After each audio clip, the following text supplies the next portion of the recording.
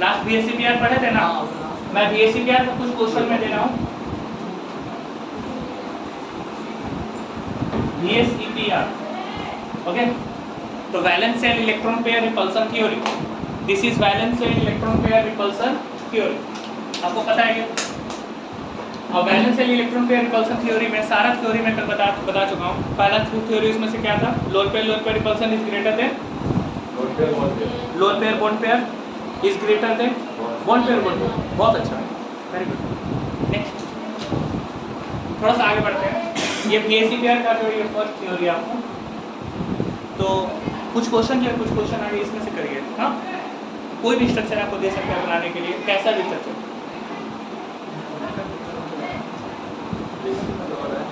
ClF3 का structure बनाइएगा आप, ClF3 का स्ट्रक्चर बनाइएगा अभी। ClF3 कैसा होगा, ClF3 बनाओ।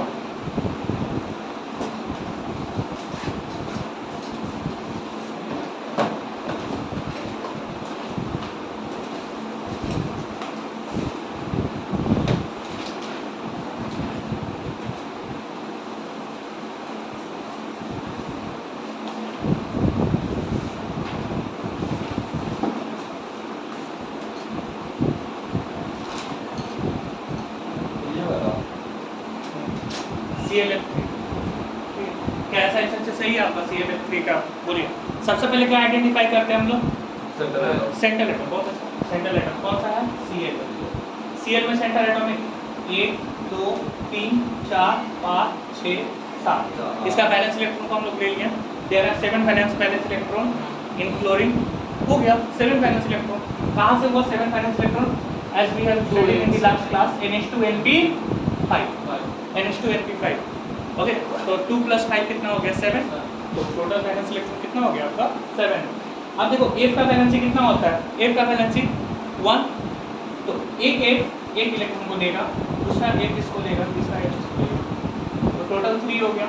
अब यहाँ पर बचा कितना आपके पास, 2 बच गए, समझे।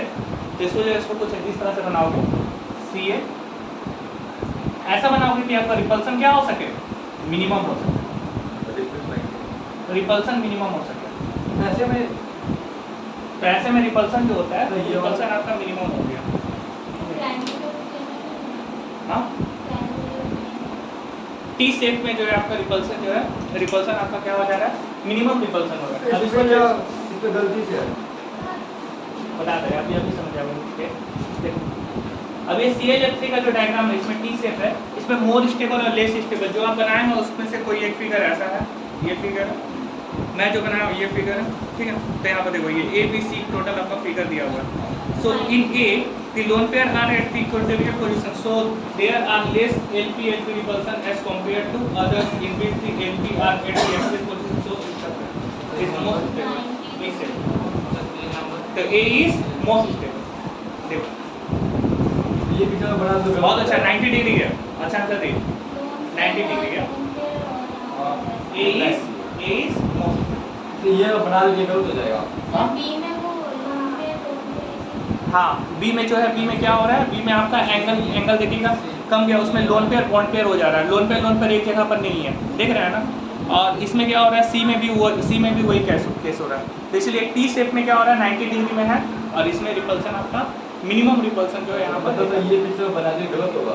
हाँ काट लिया जाएगा, नहीं लिया। तो ये तो पिक्चर है लेकिन स्टेबल नहीं है, बट पिक्चर ये भी पिक्चर से क्या मतलब है, जो सबसे ज़्यादा स्टेबल आप हमेशा उसी को चॉइस करोगे, इसलिए तो दिया हूँ मैं, ये क्वेश्चन दिया हूँ। ओके, ये कौन सा टाइप है, ये मॉलिक्यूल का, ये बोलिए, ये मॉलिक्यूल का कौन सा टाइप है, बताइए इस मॉलिक्यूल का कौन सा टाइप है, जिसको हम लोग बोलते हैं AB3 और L, ये मॉलिक्यूल का ऐसा टाइप है। 3 + 2 का मतलब क्या हो गया 5, 3 2 हो गया 5, तो 5 के लिए क्या होता है, molecular geometry, this is your molecular geometry, TBP आपका मॉलिक्यूलर ज्योमेट्री होता है ना, TBP। और इसके लिए शेप क्या होता है, आप क्या बोले, lone pair, there are 2 lone pair, कल ही बताया था, तो AB3 L2 ये हो गया ना। अब शेप इसका बात करता हूँ मैं, shape, what is the shape,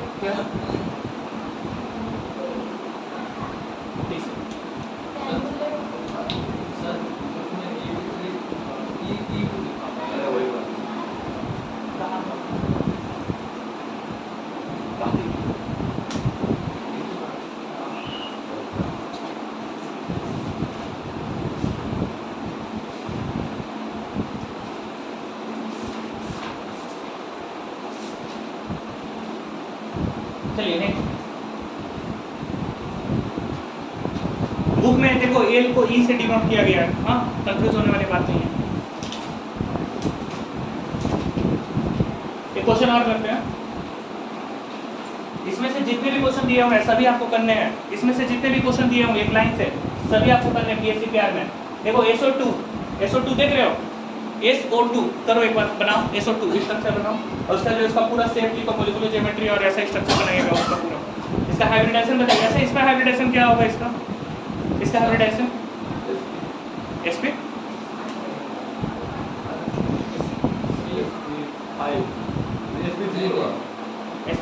sp3 होगा इसका, ऐसा क्या होगा बताएंगे, हाइब्रिडाइजेशन क्या आपको बताएंगे, हाइब्रिडेशन नहीं हुआ था। हाँ बता दिया हुआ था।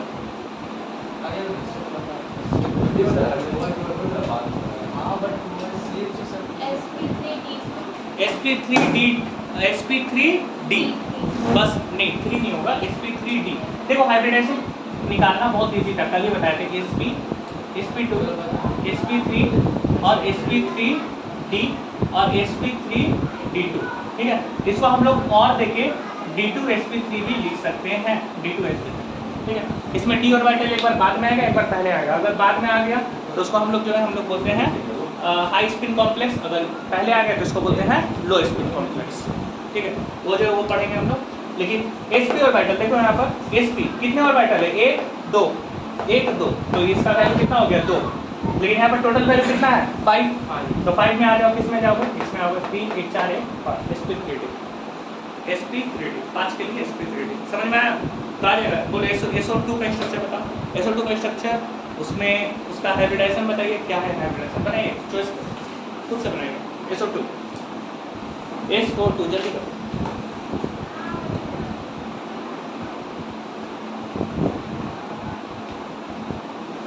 इजी है कि नहीं बनाना, आप बोलो, है ना।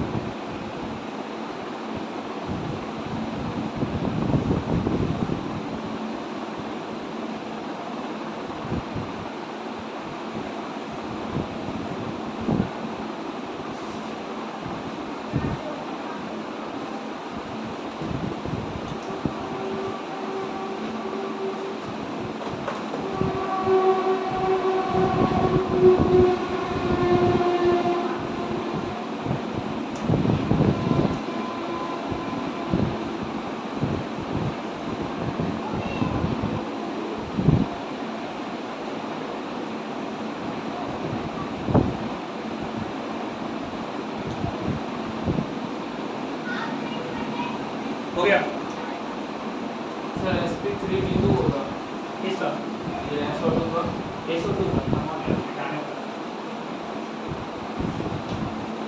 SO2 बना रहा हूँ मैं, चेक करो। देखो SO2 ऑक्सीजन 2 है, 4 ले लिया, 4 माइनस कर दो 6 से, यानी कि 2 बचा, 1 इलेक्ट्रॉन बच गया, यानी कि 2 बॉन्ड पेयर और 1 लोन पेयर, तो यानी कि क्या हो गया sp2, वेरी गुड। किनका किनका आया है sp2, आया है sp2।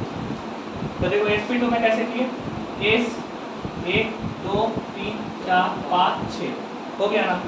और ऑक्सीजन है ना, SO2 का बात किया गया है, SO2 तो ऑक्सीजन है, तो यहाँ पर ये क्या करेगा 1 2 ऑक्सीजन 1 2 ऑक्सीजन ले लिया ना ऑक्सीजन। अब यहाँ पर क्या बच गया, 1 इलेक्ट्रॉन बच गया, ठीक है। ऑक्सीजन ऑक्सीजन ऐसे ले लिया, ठीक है। तो बच गया 1, तो यानी कि 2 बॉन्ड पेयर और 1 lone pair, 2 bond pair 1 lone pair, okay. इसको जो इसको करेक्शन करोगे यहाँ पर देखोगे, अगर आप लोग मिला पेपर मैच करो, 2 बॉन्ड पेयर और 1 लोन पेयर है, ऐसा बनाइएगा कि आपका रिपल्सन क्या हो सके, मिनिमम हो सके, रिपल्सन आपका सबसे मिनिमम हो सके। तो 2 बॉन्ड पेयर और 1 लोन पेयर, तो this is the minimum repulsion. इसका जो है इसको शेप अगर बात किया जाए, इसका शेप क्या होना चाहिए, उसको हम लोग बोलते हैं पिरामिड। देखने में कैसा लग रहा है आपको,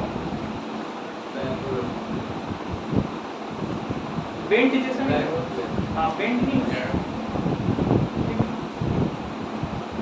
थोड़ा सा बेंट हो रहा है, शेप दिख रहा है, बेंट हो रहा है। अब नेक्स्ट मॉलिक्यूलर ज्योमेट्री का अगर बात करते हैं तो मॉलिक्यूलर ज्योमेट्री ये क्या हो जाएगा इसका, ट्रायगोनल प्लेनर, गुड। इसका हाइब्रिडाइजेशन का बात करते हैं, इसका हाइब्रिडाइजेशन क्या हो जाएगा बताइए, क्या होगा हाइब्रिडाइजेशन, sp2 sp2 हाइब्रिडाइजेशन हो जाएगा, है ना। इस तरह से क्वेश्चन आएंगे आपके और ये करना है आपको। कल I3 का स्ट्रक्चर दिया था ना, प्रैक्टिस किया ही होंगे घर पर आपको, I3 का स्ट्रक्चर।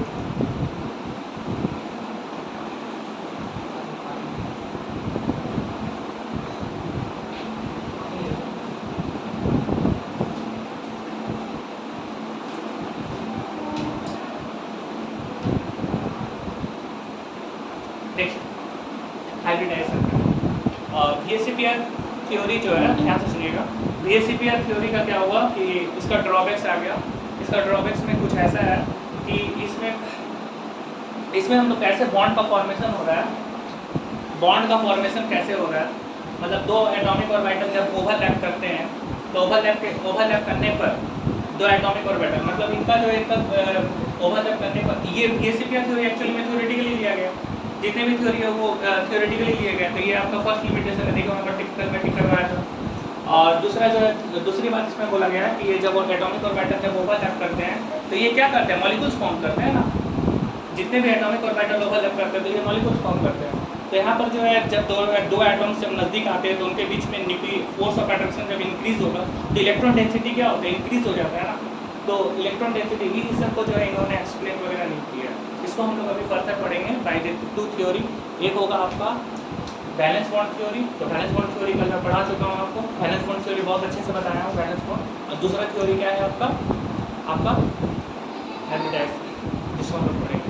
तो valence bond theory and MOT के बेसिस पर हाइब्रिडाइजेशन को, बैलेंस बॉन्ड थ्योरी को जो है फर्दर एक्सप्लेन हाइब्रिडाइजेशन से किया गया। और दूसरा थ्योरी आपका एमओटी, तो उसको टिक आउट करिएगा एनसीईआरटी बुक में, एमओटी मॉलिक्यूलर ऑर्बिटल थ्योरी, तो वो इसमें टिक आउट करिएगा, एनसीईआरटी बुक में टिक आउट करिएगा, वो लाइन को टिक आउट करिएगा। बैलेंस बॉन्ड थ्योरी के जस्ट ऊपर वाला लाइन टिक आउट करिएगा, VBT के जस्ट ऊपर वाला लाइन, VBT जहाँ हेडिंग दिया हुआ है आपका उसके ऊपर में दो लाइन है लिखा हुआ, बैलेंस बॉन्ड थ्योरी जो लिखा हुआ है उसके ऊपर का दो लाइन देखो, उसमें लिखा हुआ होगा कि लेट अस एक्सप्लेन है टू थ्योरी, मतलब ये एक्सप्लेन किया गया दो थ्योरी के बारे में, एमओटी का ये लिखा हुआ है, नहीं तो लिखा हुआ है valence bond theory and MOT लिखा हुआ है ना, बैलेंस बॉन्ड थ्योरी और एमओटी उसके बारे में लिखा हुआ है, उसका एक्सप्लेन किया गया, वो टिक आउट कर लीजिएगा।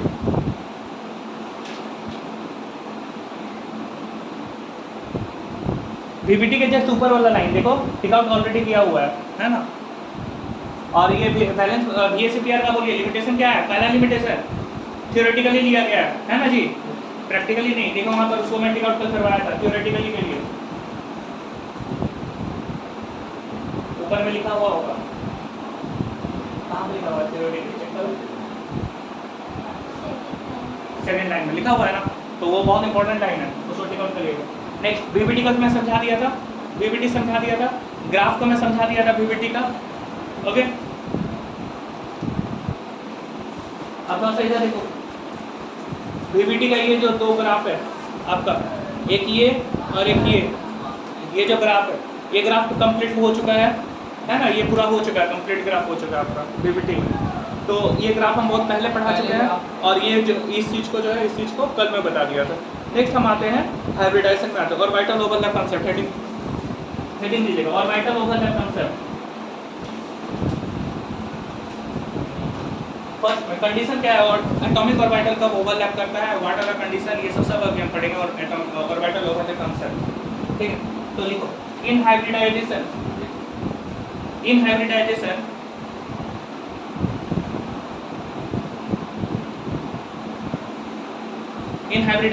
orbital having same or similar energy, orbital having same or similar energy combines with each other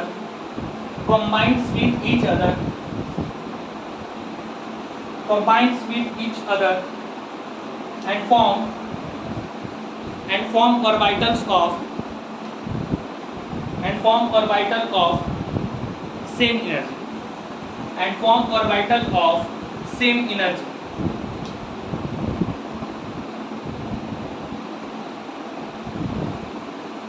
next line में लिखोगे number of atomic orbital participating in hybridization is equal to number of atomic orbital participating in hybridization is equal to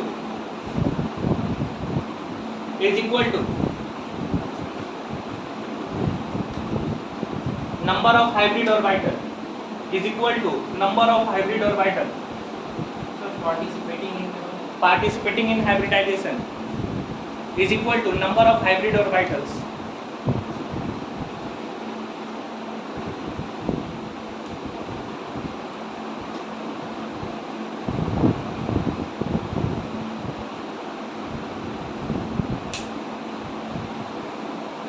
ठीक है, hashtag में note कर लोगे वहां पर नीचे में, जितने एटॉमिक ऑर्बिटल पार्टिसिपेट करेंगे उतना ही हाइब्रिड ऑर्बिटल बनेगा, जितने एटॉमिक ऑर्बिटल पार्टिसिपेट करेंगे उतने ही हाइब्रिड ऑर्बिटल फॉर्म करेंगे।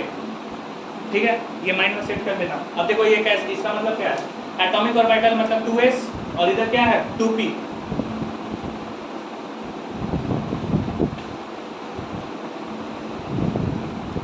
एग्जांपल दिखा रहा हूं,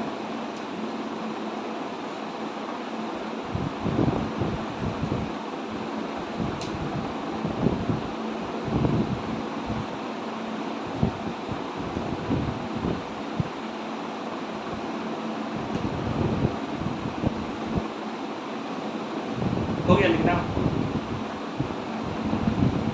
जल्दी करो। इधर देखो एस पी P3, तो S में जो है S में एक ऑर्बिटल और P में कितने हैं 3 है। मान लो पहला मैं लेता हूँ, एक S को लेता हूँ और एक S को लेता हूँ और एक P को, सिर्फ मैं इसको लेता हूँ। ओके, एक P को लेता हूँ, एक S को और एक P को जब आप कीजिएगा तो ये जो है ये आपका मतलब पार्टिसिपेट कर रहा है, S और P पार्टिसिपेट कर रहा है, तो इसका हाइब्रिडाइजेशन का स्ट्रक्चर क्या हो जाएगा, कुछ ऐसा हो जाएगा। देखो ये दोनों जो है, ये दोनों पहले पार्टिसिपेट कब करेगा, इसका कंडीशन देखिए, both are having degenerate orbital,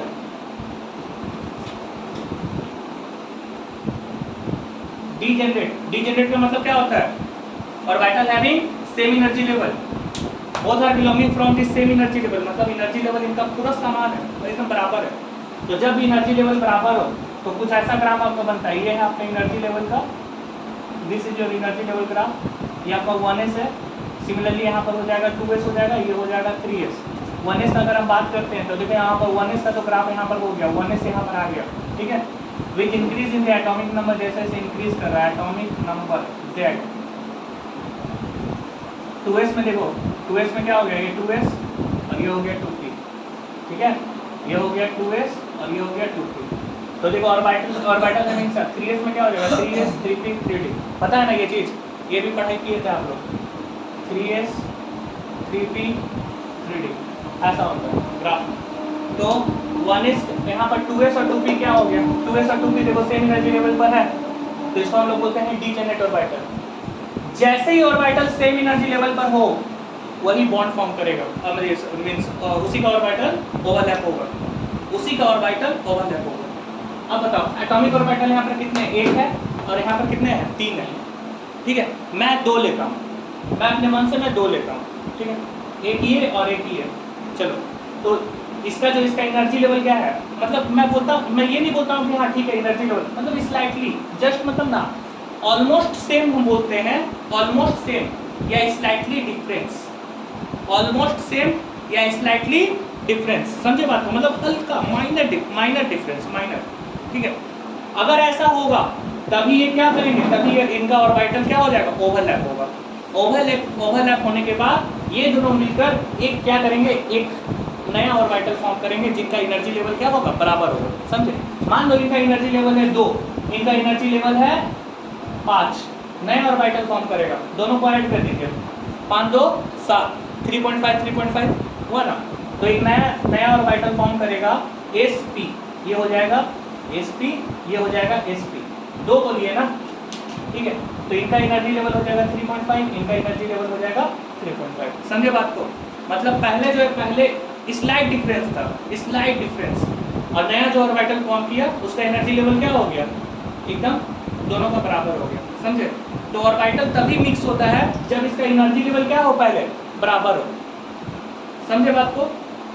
orbital तभी मिक्स होगा, ऑर्बिटल तभी मिक्स होगा एक दूसरे से जब एनर्जी लेवल क्या हो, बराबर हो। देखो एनर्जी लेवल बराबर है तो 2s और 2p मिक्स हो सकता है, बिल्कुल हो सकता है। 3s 3p 3d में मिक्स हो सकता है, बिल्कुल हो सकता है। जिससे भी मिक्स कराइएगा यहाँ पर हो जाएगा। तो कंडीशन सिर्फ यही देखना है, क्या 2s 3s मिक्स होगा, नहीं होगा, बिल्कुल सही। 2s और 3s मिक्स नहीं होगा।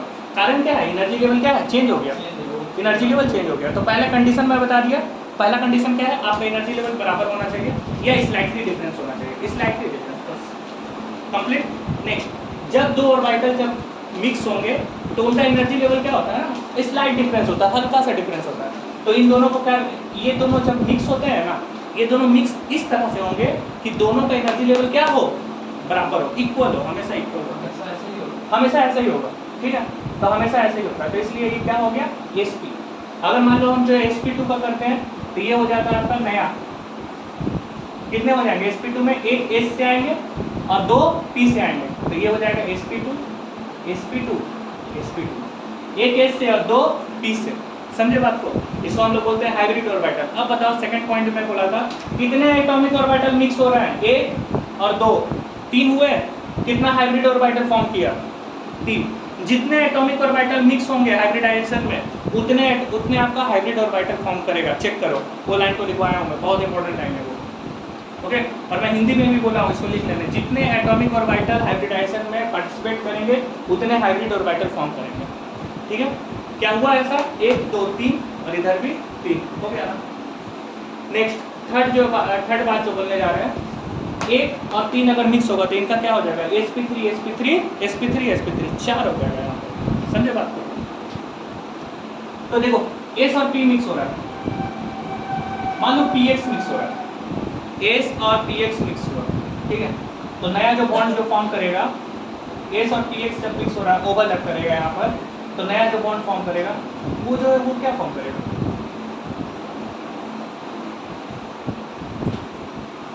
कुछ ऐसा फॉर्म करेगा, ठीक है। एक पी एस, दो पी मिक्स हो रहा है, P X P Y form करेगा, 1 2, ठीक है, कुछ ऐसा फॉर्म करेगा। तो इसको हम लोग बोलेंगे sp2 sp2, और ये क्या बोलेंगे इसको बोलेंगे sp। नेक्स्ट 3 पी मिक्स करेगा, तो 3 पी मिक्स करेगा तो एक एस अकेला और plus 3 P, 1 2 3, P X P Y P Z equal to क्या हो जाएगा, तीनों को अगर मिक्स करेंगे तो हम यहाँ पर 3 नया फॉर्म करेगा, 1 2 3, ठीक है, कुछ ऐसा होगा। और इसको हम लोग बोलेंगे, ये छोटा है जी, सब छोटा है, इसको बोलेंगे sp sp3 sp3। आप एक चीज नोट करोगे, देखो sp का साइज छोटा था, यहाँ पर साइज बढ़ गया, यहाँ पर साइज बढ़ गया, ठीक है। शेप से कोई लेना देना नहीं है, साइज आपका बढ़ता जा रहा है। तो एक लाइन नीचे में लिखोगे, जितने p ऑर्बिटल इंक्रीज करेंगे उतना साइज हाइब्रिड ऑर्बिटल का बढ़ेगा, जितने p ऑर्बिटल इंक्रीज करेंगे उतना साइज हाइब्रिड ऑर्बिटल का बढ़ेगा, जितने p ऑर्बिटल इंक्रीज करेंगे उतना साइज हाइब्रिड ऑर्बिटल का बढ़ेगा, बट शेप पर कोई इफेक्ट नहीं आएगा। जितने p ऑर्बिटल इंक्रीज करेंगे उतना साइज हाइब्रिड ऑर्बिटल का बढ़ेगा।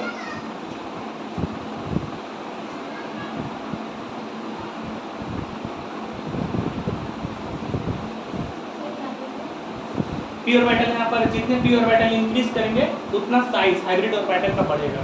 देखो ये छोटा है, ये उससे बड़ा है, ये इससे बड़ा क्यों हुआ, पहले सिंगल p था, यहाँ पर कितने p हो गए 2, यहाँ कितने हो गए 3, तो देखो साइज भी बढ़ गया। क्या शेप पर कोई इफेक्ट आया, शेप देखो इसी के जैसा है ना, सिमिलर है कि नहीं, शेप छोटा भी हो सकता है बड़ा भी हो सकता है, लेकिन हम लोग बोल सकते हैं जैसे 2 triangle looks in similar. Triangle को सिमिलर कब बोलोगे, जब जो है एक ट्रायंगल दूसरे से सिर्फ सिमिलर होगा, छोटा बड़ा उसमें देखते नहीं है हम लोग, सिमिलर है, देखने में सिमिलर है ना।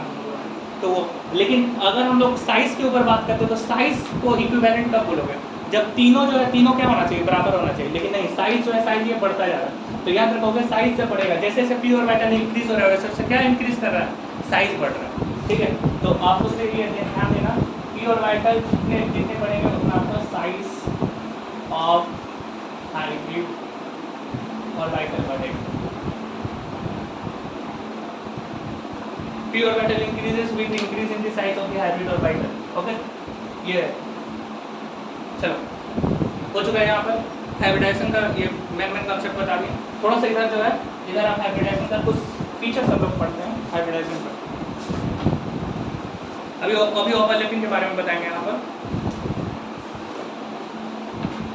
पहले यहाँ पर कुछ फीचर्स पढ़ लीजिए। ठीक है, मैंने जो अभी बताया है कुछ फीचर्स, देखो फीचर्स ऑफ हाइब्रिडाइजेशन कहाँ गए हो, पेज नंबर 121, पेज नंबर 121 उसके बाद वाला पेज, पेज 121 उसके बाद वाला पेज। ठीक है, हम फिर पीछे आएंगे, अभी 2 मिनट में पीछे आएंगे। ठीक है, देखो पेज 121 में चेक करोगे, उसमें साइलेंट फीचर्स ऑफ हाइब्रिडाइजेशन है ना जी। तो इसको जो है उसको टिक आउट कर लेना 1 2 3 4। देखो 1 नंबर पे, हाँ 1 नंबर पे जो मैं बोला हूँ, जो पॉइंट बोला हूँ, क्या वही है फीचर्स में। देखो पहले पढ़ो आगे पॉइंट को, देखो वही पॉइंट होगा जो मैं पढ़ाया है कि नहीं, बिल्कुल वही पॉइंट। तो उसी तरह से 2 नंबर के पॉइंट को पढ़ोगे, 3 नंबर पढ़ोगे, 4 नंबर पढ़ोगे, जितना हम बता चुके हैं बस वही चीज़ को बोला गया। ठीक है, next condition for hybridization. Condition क्या होना चाहिए आप ही बताइए, पहला पढ़ाते समय अभी हम बताएं कंडीशन क्या होगा, टू आंसर। बहुत अच्छा, एनर्जी लेवल क्या होना चाहिए, इक्वल होना चाहिए। देखो फर्स्ट पॉइंट कंडीशन, कंडीशन में भी है the orbital present in the valence shell of the atom are hybridized and the orbital undergoing hybridization almost equal energy, है ना। तो जैसा बाबू एनसीईआरटी बोलता है बस वैसा ही चलता है।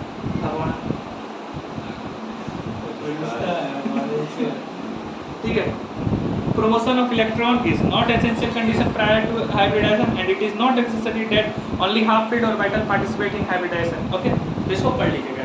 ओके, जो इंपॉर्टेंट पॉइंट है उसको हम पूरा टान दिया। चलिए इधर देखो, अब थोड़ा पीछे आएंगे, ये हाइब्रिडाइजेशन का कंसेप्ट बता दिया, अब थोड़ा सा पीछे आएंगे। इसमें हम सिग्मा बॉन्ड बताएंगे, पाई बॉन्ड बताएंगे, और इसके पहले भी आएंगे, ये वाला डायग्राम दिखाएंगे, अभी बताएंगे। हेडिंग दीजिएगा, orbitals of atomic, overlapping of atomic orbitals. Overlapping, अब हम लोग ओवरलैपिंग में देखेंगे क्या होता है। Overlapping of atomic orbitals,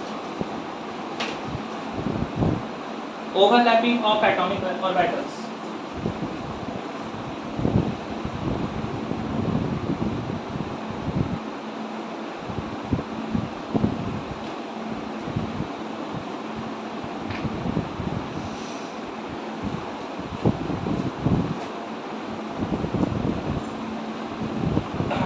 maths का फॉर्मूला कुछ पूछ रहे हैं, बताओ, बोलो। Minus minus plus plus plus minus plus minus plus हो गया, सिक्कर।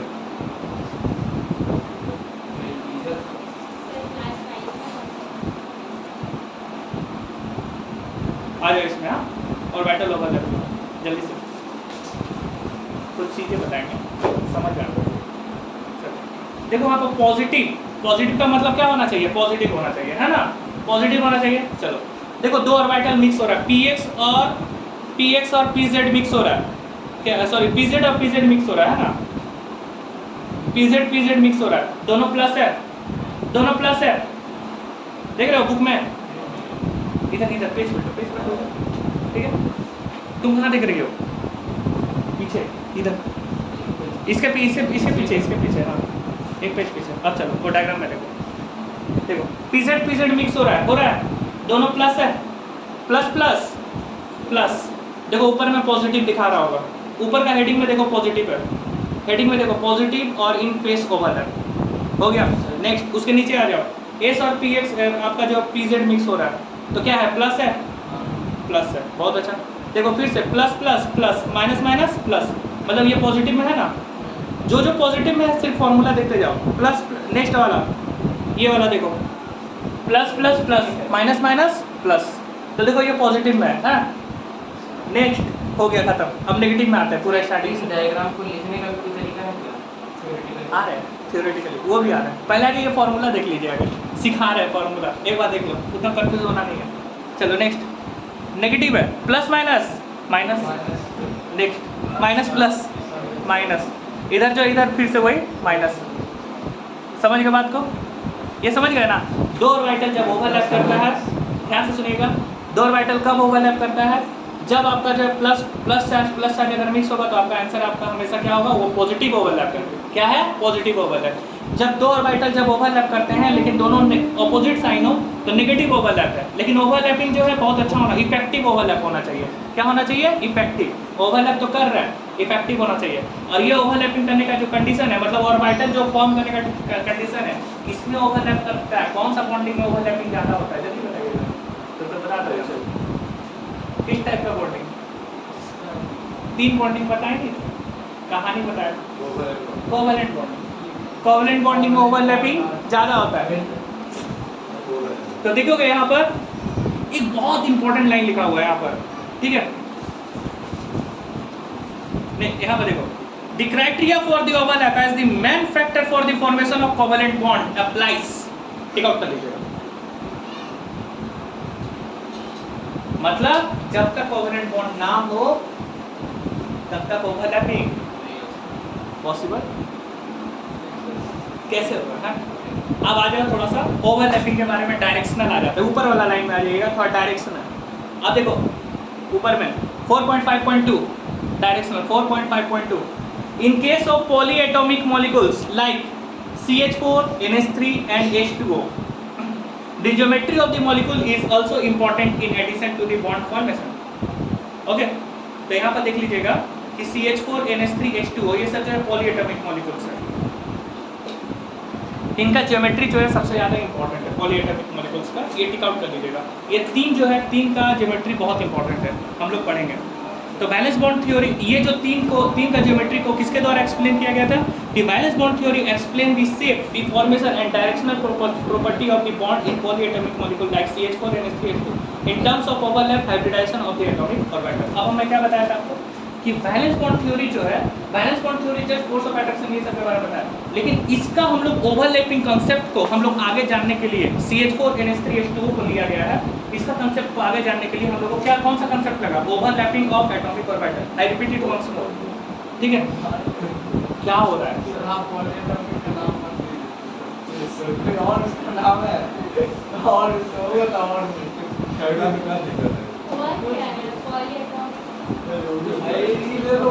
पढ़ने नहीं दे रहा है, बॉक्स बता दे याद रहेगा सर। क्या है क्या होता अजय बात जरा इसी पकड़ा रहा है पढ़ाई बस इसका नाम थोड़ा कम है। हाँ सर आगे बढ़, जीरो ओवरलैप। अब आते हैं जीरो। देखो तो सबसे पहले ओवरलैपिंग का कंडीशन क्या होना चाहिए? Same energy level, same energy level. तो ओवरलैपिंग कब करेगा? जब दोनों के बीच में कौन सा बॉन्ड फॉर्म होना चाहिए? बहुत अच्छा, इसीलिए सारा टिक आउट करवा दिया आपको। जितना हम टिक आउट करवाए हैं उससे ज़्यादा पढ़ने का कोई जरूरत नहीं है, आप पढ़ सकते हैं घर पर, कोई दिक्कत नहीं। लेकिन जो टिक करवा दिए हैं बस वो पढ़ लीजिए, इससे लेना एक्स्ट्रा एकदम काहे लेकर अब चेक करो, ठीक है? एक लाइन है, बहुत इंपॉर्टेंट लाइन है।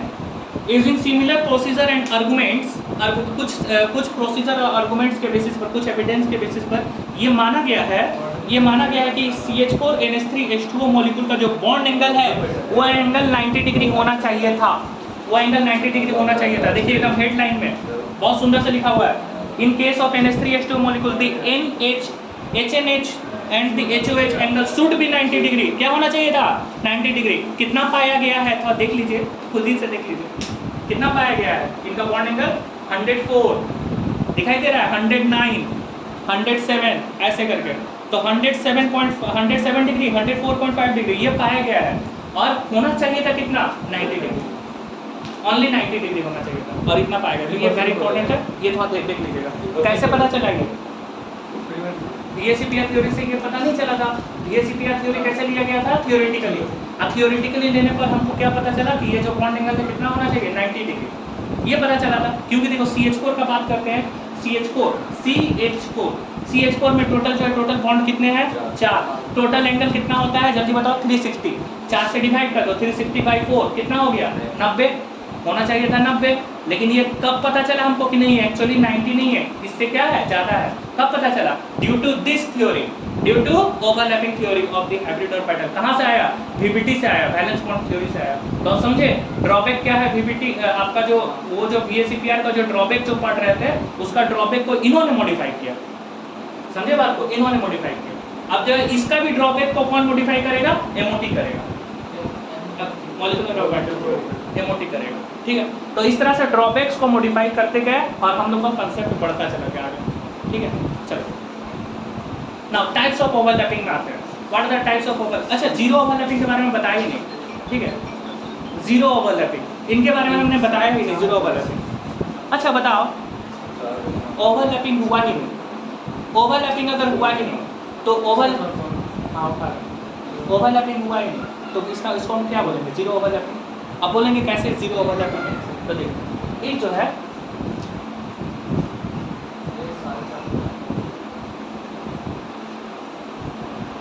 पहला कंडीशन होगा ओवरलैप, नहीं ना होगा। दूसरा कंडीशन जो है यहाँ पर बुक में आपको दे दिया गया है, देखो एस है और ये पी है, बगल में इसको पी को बैठा दो ऐसे। ओवरलैप किया है? नहीं किया, वो बुक का है, आपका बुक का दिया हुआ। ओवरलैप किया है? नहीं ना किया है। एक स्फीयर के साथ में ऐसा पेंडुलम को जो है तुम ओवरलैप कराओगे, स्फीयर ओवरलैप करेगा? नहीं ना करेगा। तो ये जो है ये जीरो ओवरलैप है। हाँ, जीरो ओवरलैप को ये ध्यान रखना। ये सब सर पढ़ाए थे फिगर बना के, ये सब स्कूल में नहीं हुआ ये? पढ़ाए थे ना? बिना पढ़ाए ये कैसे पढ़ जाए? एब्सेंट किए हो गए।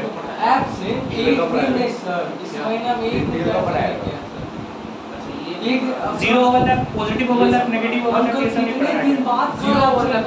नहीं पढ़ाया। प्रश्न करने वाले। ठीक है, अब सुनो ध्यान से। जब ये ओवरलैप होता है जीरो ओवरलैप, उसको जीरो ओवरलैप क्यों बोला गया? क्योंकि जब भी ओवरलैप होता है, ओवरलैपिंग जब होता है ना, तो बीच में क्या होता है? जब ओवरलैप अच्छे से ना हो तो बीच में नोडल सरफेस एरिया फॉर्म करता है। क्या फॉर्म करता है? Overlap, where the probability of finding electron is zero, probability density of the finding electron is zero, that's why it is nodal surface area, that's why it is also known as zero overlap। इसी को zero overlap बोलते हैं। कब? जब आपका overlap तो किया, overlap किया तो एटॉमिक ये दो ऑर्बिटल के बीच में क्या हो गया? गैप हो गया। पूरी तरह से नहीं हो गया, ये तो गैप हो गया। ऑर्बिटल ओवरलैप कैसे करता है? देखो यहाँ पर दो ऑर्बिटल अगर ओवरलैप कर रहा है तो पूरी तरह से ओवरलैप करेगा। जैसे इस तरह से ओवरलैप करता है, यहाँ पर ओवरलैप करता है ना, एक पूरा एकदम ओवरलैप करता है। ये ओवरलैप हुआ है? नहीं हुआ। साइड में ओवरलैप, मतलब साइड भी नहीं, मतलब एकदम एंड वाला ओवरलैप, हल्का सा एक एंड ओवरलैप किया, ऐसे करके बॉन्ड फॉर्म करेगा। कब तक स्टेबल होगा? नहीं ना। तो ये तो टोटल जो है टोटल ये एरिया क्या हो गया? वैकेंट हो गया ना। ठीक है, आप जो है आप किसी भी दो पेंडुलम को ऐसे करके खड़ा कर सकते हो, एक नीचे और एक ऐसे, एक एंड पर खड़ा कर सकते हो, नहीं ना। उसके लिए एक और एंड चाहिए ना मिनिमम, एक इधर भी चाहिए और एक ऊपर भी चाहिए ताकि ओवरलैप ऐसे हो सके। चार कोना ओवरलैप होगा, है ना। तो इसीलिए बीच में क्या हो गया? बीच में ये सरफेस क्या हो गया? वैकेंट हो गया इनका ओवरलैप। तो इसीलिए इसको बोलते हैं नोडल सरफेस, जो वैकेंट हो गया नोडल सरफेस। इसीलिए ये ऑर्बिटल को हम लोग कौन सा ओवरलैप बोलते हैं? Zero overlap. नोडल का मतलब क्या हो गया? Zero. Probability density of finding electron is zero. यहाँ पर इलेक्ट्रॉन डेंसिटी क्या हो गया? डिक्रीज करेगा, इसीलिए इसको बोलते हैं जीरो ओवरलैप। क्लियर रहेगा? याद रहेगा? चलो, types of overlap. Types of overlap, ठीक है। अब देखो टाइप्स ऑफ ओवरलैपिंग का बात करते हैं। बहुत इजी है और बहुत कुछ भी नहीं है, ठीक है। ध्यान दोगे। Types of overlapping on the basis of types of overlapping on the basis of, मतलब ये टाइप्स किस लिए डिवाइड किया गया है? On the basis of inter nuclear axis. बता दे रहा हूँ मैं, ये लाइन को बार बार रिपीट कर रहा हूँ। On the basis of inter nuclear axis, फिर से on the basis of inter nuclear axis the overlapping is divided into two categories. ठीक है, ओवरलैपिंग को कितने कैटेगरीज में डिवाइड किया गया है? टू कैटेगरीज, ठीक है। तो देखो यहाँ पर लिखा हुआ है types of overlapping upon the, ये क्या बोलते हैं, कोवेलेंट बॉन्ड्स में be classified into two types of depending on the types of overlapping, sigma bond and pi bond. इन्होंने ये सिर्फ बताया, लेकिन मैं बता रहा हूँ टाइप्स ऑफ ओवरलैपिंग किसके बेसिस पर ये टाइप्स ओवरलैपिंग क्लासिफाई करेंगे? तो क्लासिफाई करेंगे on the basis of inter nuclear axis. मतलब उनका जो इंटरन्यूक्लियर एक्सिस है दोनों के बीच का, वो एक्सिस पर कैसे ओवरलैप कर रहा है, मतलब जो ओवरलैप हो रहा है वो किसी एक्सिस पर हो रहा होगा ओवरलैप, तो उस एक्सिस के बेसिस पर हम लोग क्लासीफाई करेंगे। दो तरह से ओवरलैप होता है। पहला ओवरलैपिंग हम बता रहे हैं, पहला ओवरलैपिंग कैसे होगा, तो लिखिएगा first overlapping is head to head, आपको पता है ये वाला हेड टू हेड, जिसको हम लोग बोलते हैं सिग्मा बॉन्ड, और सिग्मा बॉन्ड को हम लोग बोलते हैं को एक्सियल, हेड टू हेड,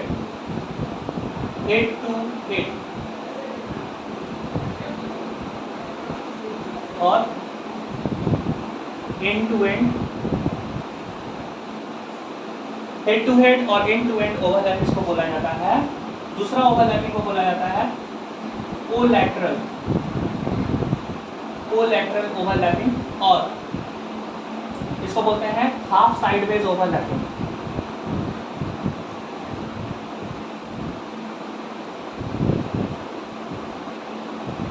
ठीक है, तो दो तरह का ओवरलैप होता है, एक होता है हेड टू हेड, दूसरा होता है एंड टू एंड। क्लियर है ये? तो जो हेड टू हेड ओवरलैप होता है, एंड टू एंड ओवरलैप होता है, उसके बारे में बात कर रहे हैं। चलो रियल लाइफ में जब हम लोग असेंबली कर रहे हैं, खड़े हैं, ठीक है, तो क्या होता है ना कि जब असेंबली स्टार्ट होता है हम लोग का हाथ ऐसे रहता है बहुत अच्छे से, ठीक है, तो इस तरह से, कुछ देर बाद ऐसे ऐसे, बात बोलना तो ऐसे हम असेंबली करते ही नहीं, देख लाइन में खड़े होने जाते हैं, अंदर एक पीरियड खत्म, देख के सब खत्म, अभी हाथ जोड़ने का खत्म पीरियड खत्म हो गया, पता नहीं चलता फिर कब हुआ। और बैटर ये जब ओवरलैपिंग जब आप यहाँ पर जो कर रहे हैं, तो वहीं पर हम बोल रहे हैं कि चलो प्रोग्राम हो रहा है, धूप है चाहे कुछ भी, उससे कोई फर्क नहीं पड़ता है, ठीक है, सिर्फ सबको बोल दो कि ठीक है जाओ तुम लोग जाकर प्रोग्राम देखो, धूप से कोई फर्क नहीं पड़ता, वहीं पर देखो ऐसे, मतलब एक जन ऐसे कर लेगा, एक के ऊपर ये भाई उससे कोई फर्क नहीं पड़ता, ठीक है, मतलब पीरियड ओवर हो जाए कुछ भी ना, प्रोग्राम चल रहा है बस, ठीक है, उस समय क्या हो गया, ये जो बॉन्डिंग आप देख रहे हो, तो बॉन्डिंग जब आपका एक्सियल में कुछ इस तरह से फॉर्म करे, ठीक है, ये पीटी ओवरलैप किया, ठीक है, मान लो ये पीएक्स ओवरलैप कर रहा है, कुछ इस तरह से कर रहा है, हाँ एंड टू एंड ओवरलैप कर, तो कभी भी अगर एंड टू एंड और हेड टू हेड ओवरलैप करेगा तो इसमें फॉर्म होता है सिग्मा बॉन्ड, याद रखिएगा, इसमें सिग्मा बॉन्ड का फॉर्म होता है, ये सिग्मा बॉन्ड, तो सिग्मा बॉन्ड जो रहेगा बहुत ज़्यादा स्टेबल है, क्योंकि ये एक्सिस पर ओवरलैप करता है, किस पर, एक्सिस पर, मैं क्या बोला, इंटरन्यूक्लियर एक्सिस पर ये ओवरलैप कर रहा है, देखो, तो ये आपका इंटरन्यूक्लियर एक्सिस है, अगर ये आपका प्लस है तो ये भी आपका क्या है, प्लस है, तो ये इसको हम लोग बोलते हैं पॉजिटिव ओवरलैप, क्या बोलते हैं, पॉजिटिव ओवरलैप, ठीक है, तो पॉजिटिव और नेगेटिव ओवरलैप के बारे में अभी हम और अच्छे से पढ़ेंगे। एक आते हैं हाफ साइडवेज ओवरलैप इसको बोलते हैं, तो ये जो साइडवेज ओवरलैप करेगा, दो पी को ले लो, अगर ओवरलैप करता है तो कुछ इस तरह से करेगा, ठीक है, और यहाँ पर देखो ये ओवरलैप किया, ये ओवरलैप, एक्सिस कहाँ पर था, नीचे था, एक्सिस नीचे था, लेकिन ओवरलैप कहाँ पर किया, यहाँ पर किया, तो इसको जो यहाँ पर जो फॉर्मेशन हो रहा है, ये हो रहा है पाई का फॉर्मेशन, इसी को बोलते हैं साइड बेस ओवरलैप। देखो साइड बेस किया ओवरलैप ना, पूरा नहीं किया, साइड बेस किया ओवरलैप। 4 बजे ठीक है, तो यहीं तक रहने दीजिए, जो संडे को क्लास लेकिन नहीं करिएगा ना, बोल दो ना।